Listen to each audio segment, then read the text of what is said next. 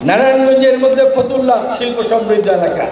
আরেকটি কথা বলি পলিটিক্যাল, আমাদের বিএনপির মধ্যে এক সময় ফতুল্লাহ না শুধু নারায়ণগঞ্জের বিশিষ্ট ব্যবসায়ী মোহাম্মদ আলী সাহেব ছিলেন আমাদের বিএনপিতে। এই বিএনপি থেকে নির্বাচনও করেছিলেন। আমি জানি না কী কারণে তিনি বিএনপি থেকে চলে গেছেন, কী স্বার্থে বিএনপি ছেড়ে চলে গেছেন। বিএনপির যখন দুর্দিন তখন তিনি বিএনপি ছেড়ে চলে গেছেন। তিনি স্বৈরাচারের দোসরদের সাথে গিয়ে আত্মরক্ষা করার জন্য হতে পারে, তার ধন সম্পদ রক্ষা করার জন্য হতে পারে, কিন্তু সে চলে গেছেন।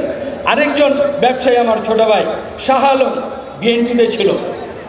আমরা বিএনপিতে তাকে পেয়ে খুশি ছিলাম, কিন্তু জানি না যখন বিএনপি বিপদগ্রস্ত তখন বিএনপি ছেড়ে তিনি চলে গেলেন।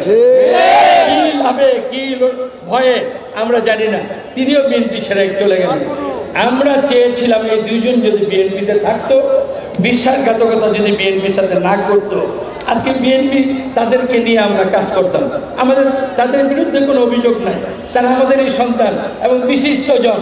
কিন্তু ভয় পাইলে তো রাজনীতি করা যায় না, ব্যক্তিগত স্বার্থের কথা চিন্তা করলে তো রাজনীতি করা যায় না। কাজে ওনারা চলে গেছে।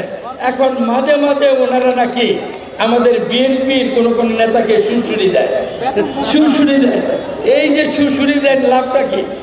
লাভ নেই তো, কারণ বিএনপি আপনারা ত্যাগ করে গেছেন, বিএনপি আপনাদেরকে ত্যাগ করে নাই। এটা আপনাদের স্বভাবগত কারণে করেছেন, হয়তোবা অভাবগত কারণে করেছেন, হয়তোবা ভীতি থেকে করেছেন, এটা তো আপনারা করেছেন। আমরা তাই বলতে চাই, ফতুল্লাহকে ঢেলে সাজিয়েছি নতুন আঙ্গিকে ভালো কমিটি দিয়ে। এই কমিটির মধ্যে কেউ কেউ বিপদগামী হয়েছে, 5 তারিখের পরে লুণ্ঠন করেছে, চাঁদাবাজি করেছে, অগ্নিসংযোগ করেছে, জায়গা জমি দখল করেছে। তাদের বিরুদ্ধে শাস্তিমূলক ব্যবস্থা আমাদের নেতৃবৃন্দ করেছে। সেই কারণে তারা আজকে এই সকল সভায় উপস্থিত হতে পারে না। মানুষ তাদেরকে ঘৃণা করে, মানুষ তাদের অপকর্মকে ঘৃণা করে। তাই আমরা বলতে চাই, ফতুল্লাহর নেতৃবৃন্দ এখন উপযুক্ত। এই নেতৃবৃন্দের ডাকে হাজার হাজার মানুষ আন্দোলন সংগ্রামে মিটিংয়ে আছে, তাদেরকে আমি অভিনন্দন জানাই। তাদেরকে জনগণ ভালোবাসে, আমিও তাদেরকে ভালোবাসি।